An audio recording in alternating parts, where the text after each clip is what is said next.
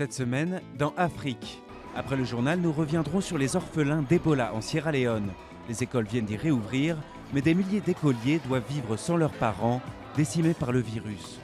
Nous nous rendrons ensuite dans un village de Côte d'Ivoire où des mines d'or ont changé le destin des habitants.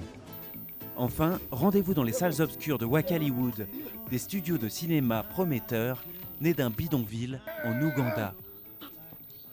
Mais d'abord, un résumé de l'actualité de la semaine. Il y a un an, 276 lycéennes étaient enlevées au Nigeria par les islamistes de Boko Haram. Des manifestations et des veillées à la bougie ont été organisées un peu partout, comme à Paris ou encore à New York, pour demander leur libération. Toujours au Nigeria ce week-end, le parti du président sortant Goodluck Jonathan a repris le contrôle de l'état pétrolier de Rivers, dans le sud du pays. Cet état stratégique représente l'essentiel de l'industrie pétrolière et gazière du Nigeria, premier producteur de brut en Afrique. En Afrique du Sud, des milliers de personnes ont manifesté jeudi contre la xénophobie, après des violences qui ont fait au moins 6 morts.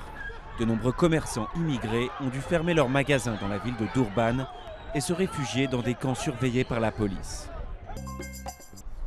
Au Soudan, les élections générales ont été prolongées après une faible participation au scrutin.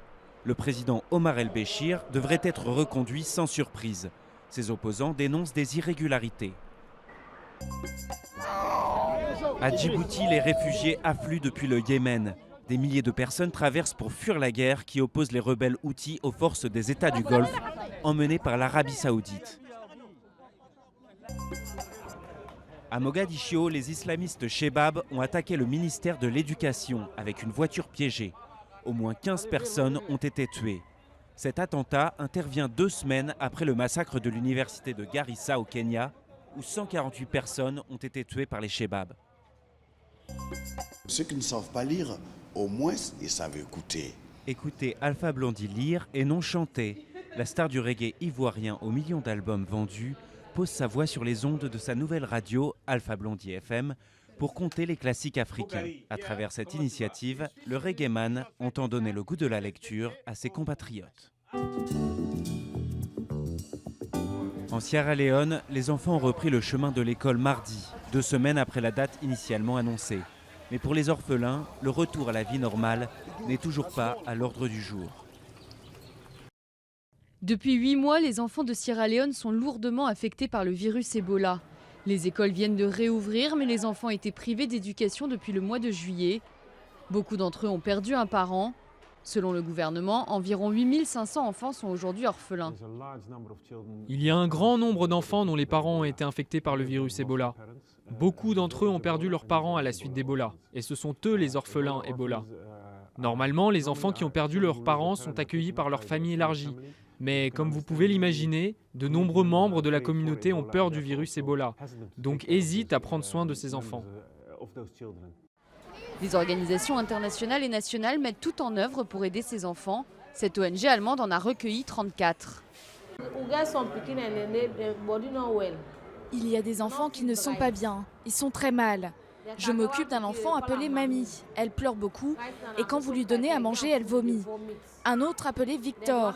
Il a tout le temps de la température et quand il est nourri, il tousse jusqu'à ce qu'il s'étouffe. Cette petite fille s'appelle Fatima. Quand une voisine de son quartier est tombée malade, personne n'a cru que c'était Ebola. Seule elle et son grand frère ont survécu. À son arrivée au centre, elle était très faible et en deuil.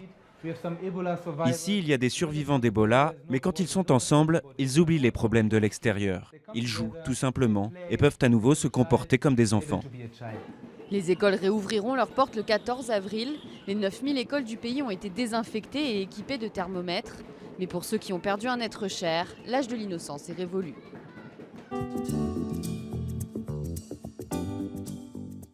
Au pays de l'or, dans le nord de la Côte d'Ivoire, le village de Tongon a connu un véritable bond en avant.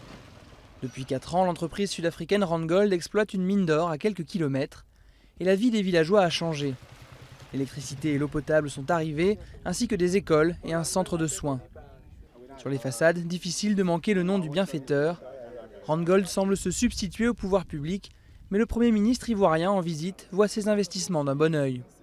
Il a souhaité qu'on puisse construire un château d'eau je me suis tourné vers le président de Randgold qui a dit « Pas de problème, c'est ça fait ». Randgold emploie 1600 ouvriers pour faire tourner la mine de Tongon. 80% d'entre eux sont recrutés dans les villages alentours. La compagnie a aussi investi 5 millions de dollars pour aider les populations locales. Une somme rondelette mais qui ne représente qu'1% des dépenses totales réalisées sur le site. Dans 6 ans, la mine fermera ses portes. Les villageois qui ont souvent délaissé l'agriculture pour devenir mineurs sont inquiets. Pour eux, Randgold a des devoirs. Former les jeunes dans plusieurs je veux dire étapes. Par exemple l'élevage, d'autres cultures, par exemple la pêche. Il faudrait que Randgold prenne des initiatives pour former les jeunes. Au cas où Randgold n'est plus là, pour qu'on puisse survivre de plus. Le PDG de la compagnie réfléchit aussi à l'avenir de la zone. Il veut utiliser les infrastructures existantes pour la pisciculture et l'agrobusiness. Notre priorité, c'est l'agribusiness. Nous avons emmené l'électricité ici grâce à un partenariat public-privé. Nous avons amené l'eau. De quoi d'autre ont-ils besoin? Et puis l'exploitation de l'or n'est pas terminée. Randgold a découvert d'autres gisements près de Tongon. De quoi apaiser pour un temps les inquiétudes des villageois.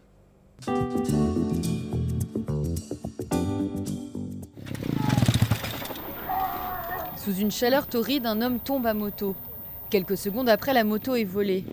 Une scène de violence courante à Kampala? Non, nous sommes en plein tournage du film d'action Opération Kakongolero. Ce long métrage est produit par Ramon Film Productions et doit sortir en salle d'ici la fin de l'année. Tout est tourné dans une case de Wakaloga, un bidonville de la capitale ougandaise, un endroit désormais surnommé Wakaliwood.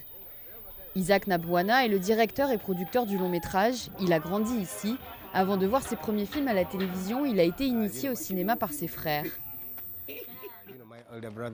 Vous savez, mes frères aînés allaient dans des salles de cinéma. Moi, je n'y suis pas allé. Alors quand ils revenaient, ils me racontaient les histoires des films qu'ils regardaient. Par exemple, je me souviens de Bud Spencer, acteur de l'époque, Wang Liu et Bruce Lee. Créé en 2005, Ramon Film Productions, boîte de production spécialisée en films d'action, était la première du genre dans le pays.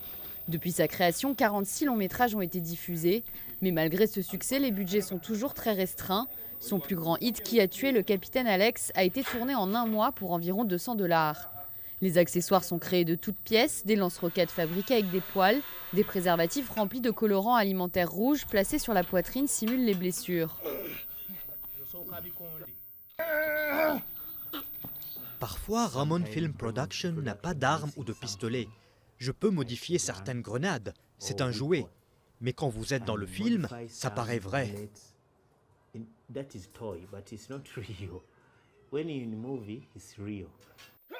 La bande-annonce mise en ligne sur YouTube a attiré l'œil d'Alan Hoffmanis, un Américain de 45 ans, ancien programmateur d'un centre culturel.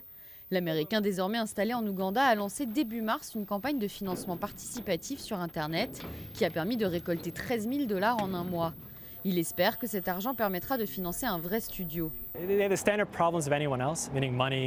Ici, il y a les mêmes problèmes qu'ailleurs, trouver le temps et l'argent. Mais en plus de ça, l'électricité est un combat quotidien. Si on a de la chance, on l'a 4 jours par semaine. Et puis les ordinateurs sont assemblés à partir de vieux ordis récupérés. Tout notre équipement est fait à partir de ferraille. Alan Hoffmanis affirme avoir été contacté par des directeurs de festivals américains majeurs, suscitant l'excitation des acteurs. Isaac, lui, rêve simplement de faire parler de son pays à travers ses films.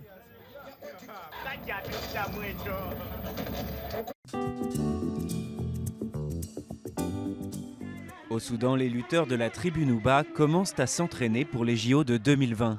Et la tâche n'est pas simple, car leur sport traditionnel est très différent de la discipline olympique. Mais ils espèrent tout de même remporter quelques médailles à Tokyo grâce aux conseils de leur entraîneur japonais.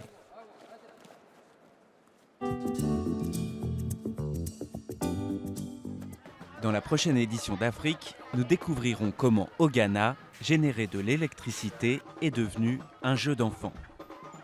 Et nous goûterons aux saveurs congolaises à travers le parcours toqué d'un grand chef africain. À la semaine prochaine!